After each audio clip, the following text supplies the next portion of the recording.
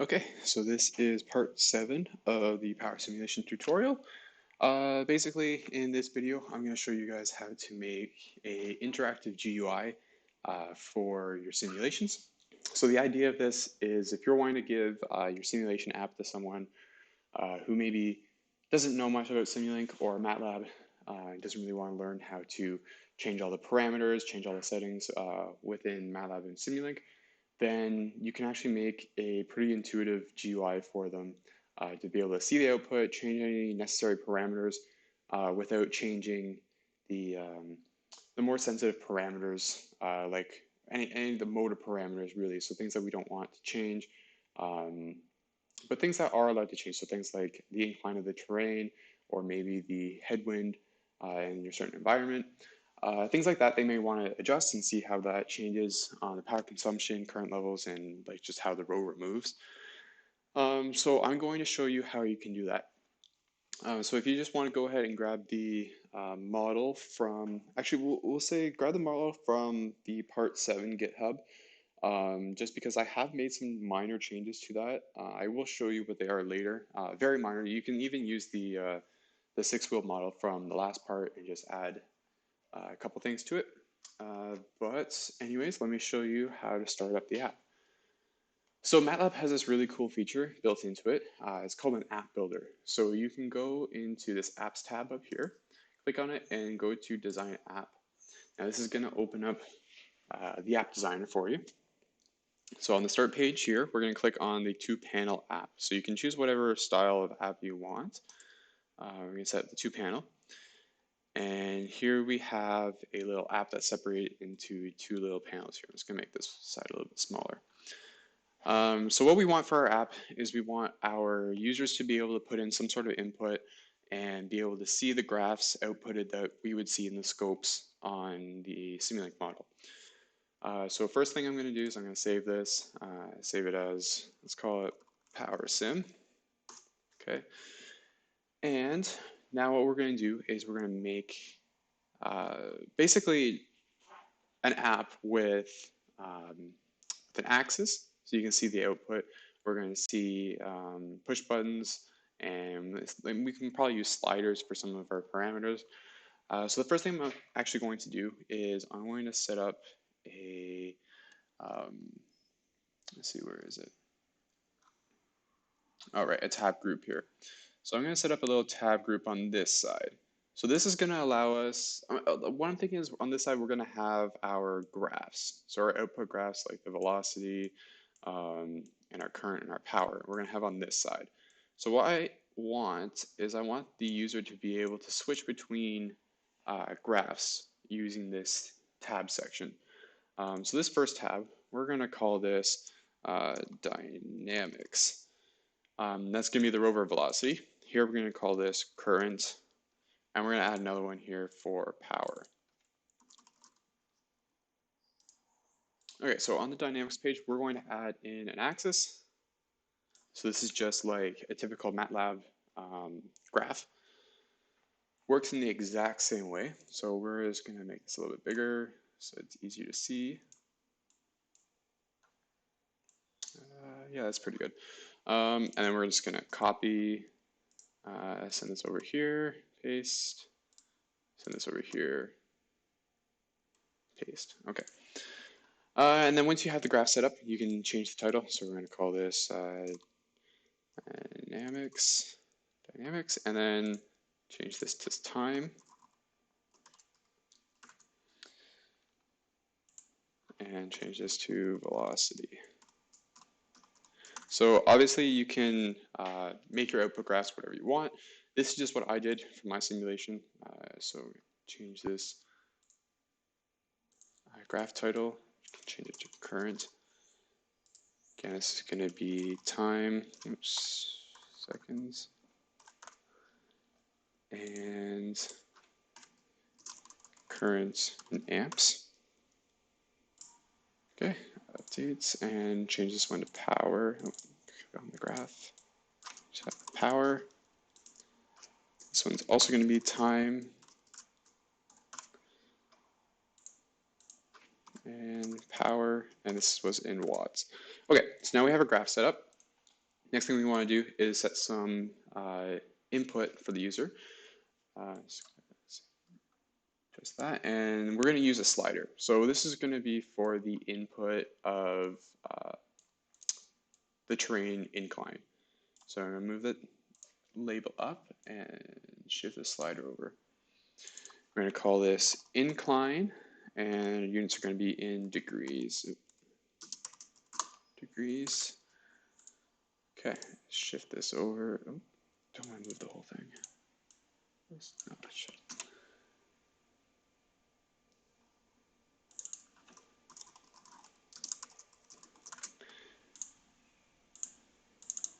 Okay. Slide that over. Okay, so now we have our slider for the incline. Obviously, we're not going to go up to 100 degrees because that doesn't make sense for an incline. So what we're going to do is click on the slider. And I'm just going to shift this up a little bit. You can actually change the limits on the values. So we're going to go from 0 to 40. 40 is still a pretty steep angle, but still reasonable. Now we're going to change the major ticks. So right now we just have ticks every 5 degrees. I want to change that to every 10. So just like in MATLAB, when you're trying to make an array of numbers, you can do something like 0, colon, 10, colon, 40. So that makes an array of numbers every 10 elements from 0 to 40. And then we are going to change the minor ticks. We're going to do 0 to 40. Oh, 0 to 40, not 20.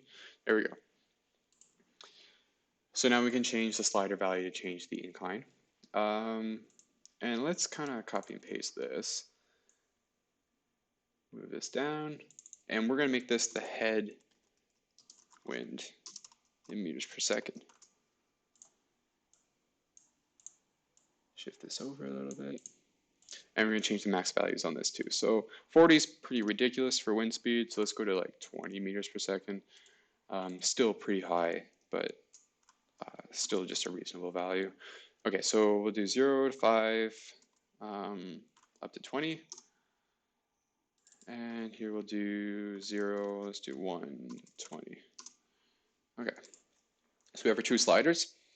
So now that we have our GUI kind of set up the way that we want it, we can go from this design view into code view. So what the app designer has done is it has compiled all this MATLAB code into an app class, or a MATLAB apps class.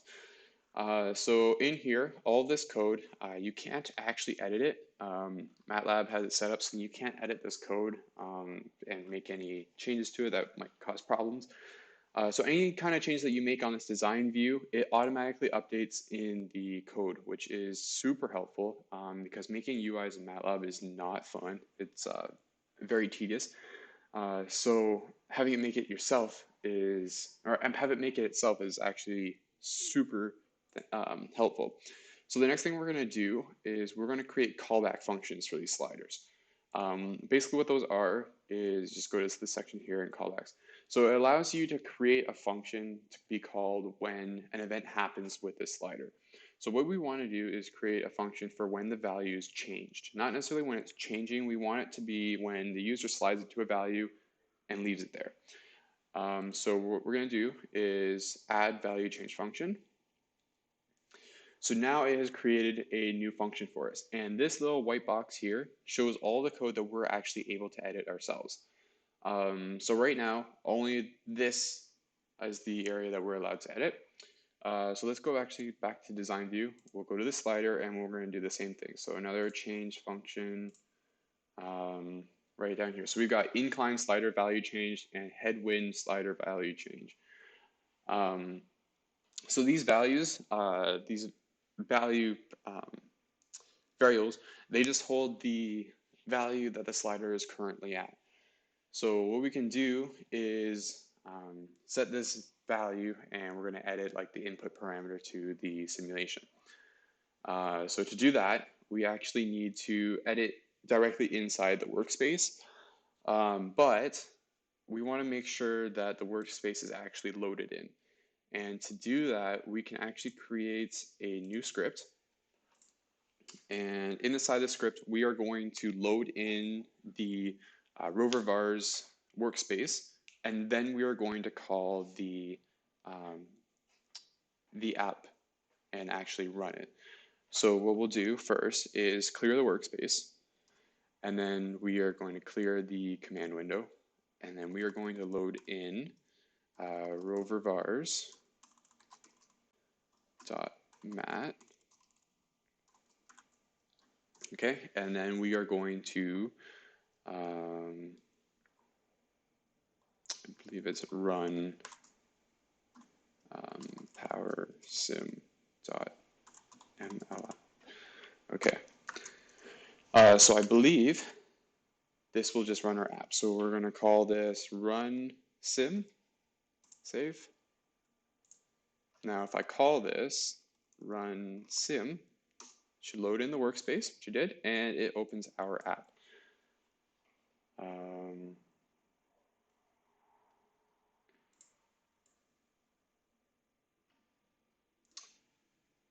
Strange that it's not showing us our output. Let me just check that. Oh, it's because we don't have the file saved. That would be it. Okay, let's just try that again. Run sim. There we go. So we can see our little simulation here, just the GUI right now. So we can change the incline value, change the headwind value. Right now, this doesn't do anything because we actually haven't set the function to complete anything, but we can change the values and change through these tabs. Okay, so the next thing that we need to do is we need to actually save these values to the workspace. So if we go back into these functions, what we can do here is call assign in, and then we are going to call the base workspace, and our variable for the incline angle we called angle. And then this is value. So what we're doing with this function here is basically taking the base workspace, finding the angle parameter inside, and giving it the value stored as value. So now we can just do the same thing. So just copy this, paste it here, and we're going to change this. I believe we called it wind speed. Yes, we did. Okay, wind speed, and then value. So what this should do is when we change the slider's position, it should automatically change those variables in our workspace. So let's just try and run this again, see, make sure that works. So if I change incline up to around 20, so you can see angle here change to almost 20. So it's going to do the same thing with the headwind speed. Okay, so next what we want to do is we actually want to run the simulation. So what we should do is create a button on the simulation to actually run our simulation when we're done changing the parameters. So I'm going to put a button in here. I'm going to call it run sim. And this button, we can also create a callback function for. So let's go to add push button function. And down here, we got the run sim button push. Now there's no value output for this one. It's just when the button is pressed, this function is called. So in here, we would want to run the simulation.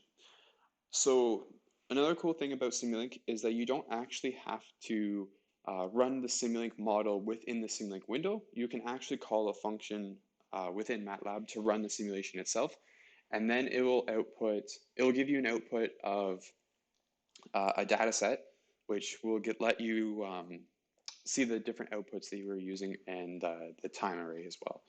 So I'm just going to show you the changes that I made to the 6-wheel model here.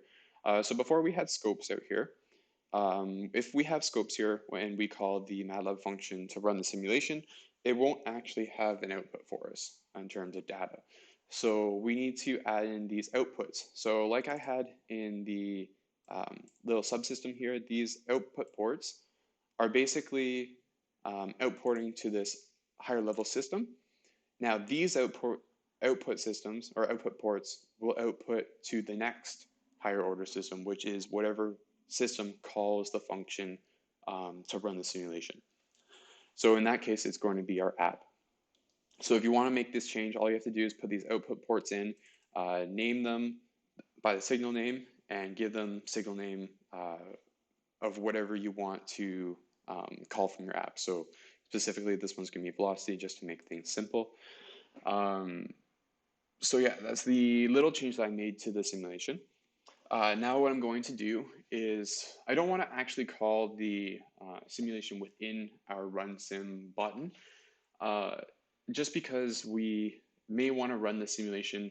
Say you have multiple buttons on multiple tabs that would all run the simulation. Let's make that into its own function. So to do that, we'll just go to this function section here and press the plus button. So these private functions are functions that you can run within the app itself, and they're callable as just properties of the app. So I don't really want an output for this. What I do want is to change the properties of the app itself. So I'm going to add properties to this app. So go to properties and the green button. So these are just variables that exist within the app class. So if you've done classes before, these are just instances of the class. So in here, we are going to create some variables. So I'm going to make one called time and another one called velocity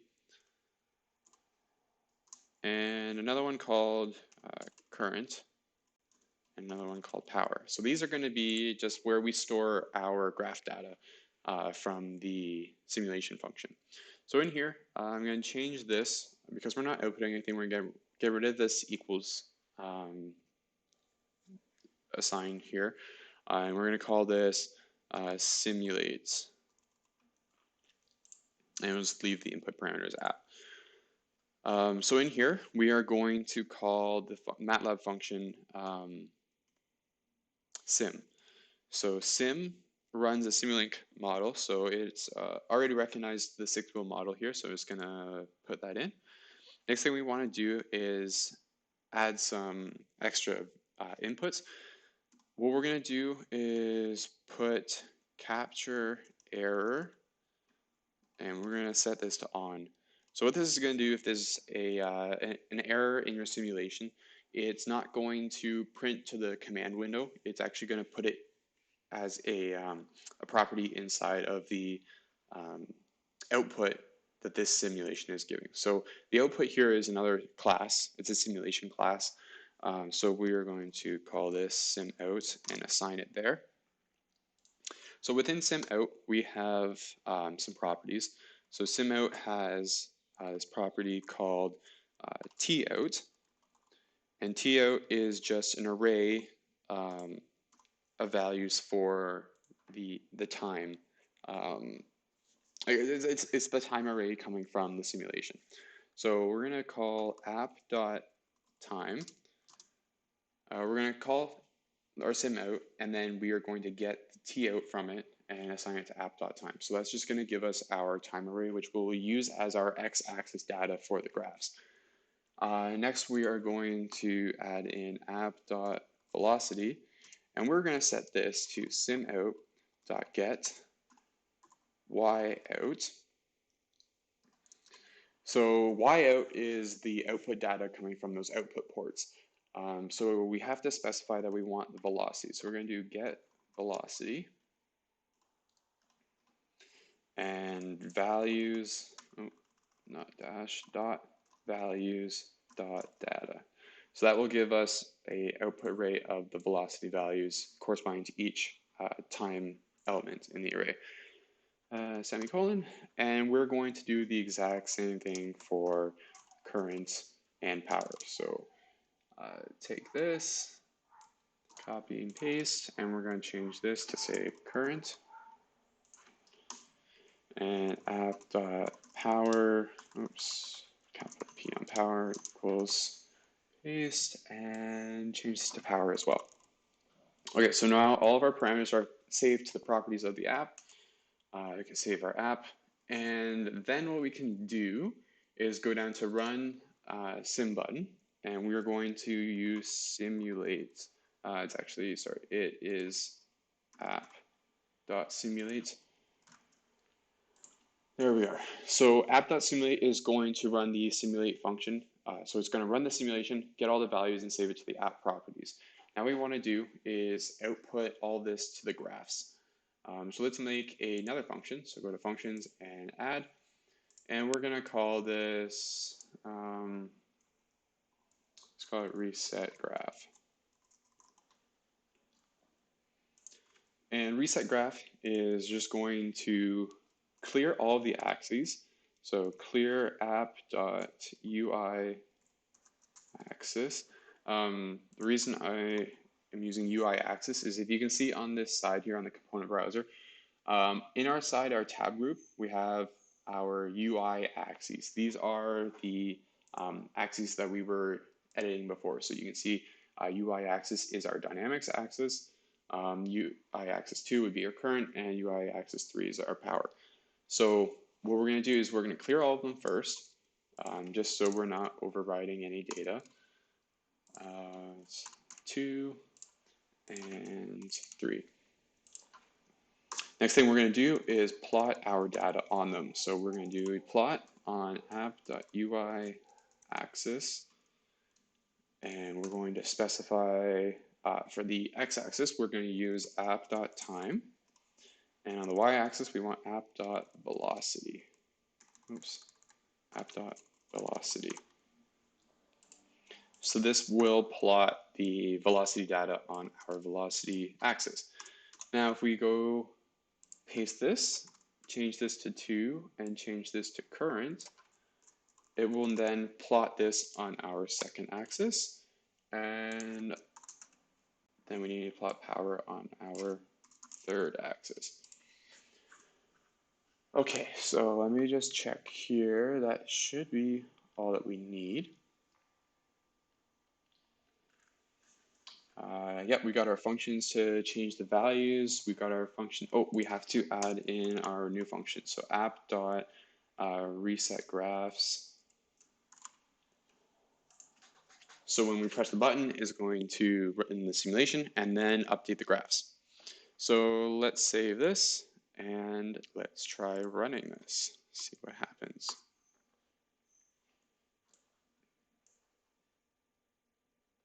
Okay, so nothing on our graphs right now. Let's say we want to run the simulation.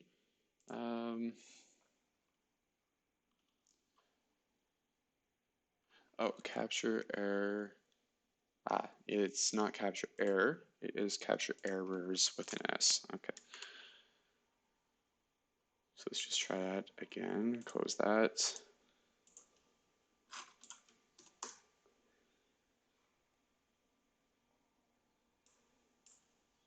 Okay, run simulation.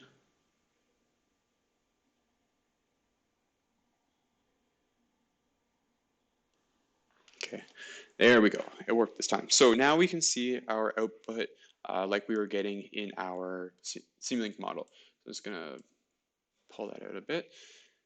So we can see this was our, let's see what scenario we were using. We were using the slow start scenario. So this is our velocity output, our velocity output from that signal. So now we can check on our current. We can see how our current has been output, and we can see our power usage as well. So then what we can do is we can change our incline. Let's say we want to do a 10-degree incline. We're going to run our simulation. It's going to take just some time to run and then update. So now we can see our new output as if we were on an incline. Yeah, so you can see the huge power increase that we need there. Okay, so that's about it for this video. Just showing you the basics on how to build your own GUI app. In the next video, I'm not going to add on to this simulation. What I'm actually going to do is I'm going to walk you through the code for my final product simulation. So if you haven't gone and checked that out yet, I suggest go down to the description, check out the link to my final product. And in the next video, I will go over my code for that, explaining everything that I did. If you want the app code and all the changes to our models, go ahead and grab the Part 7 code from the GitHub. And yeah, so I will see you in the next video.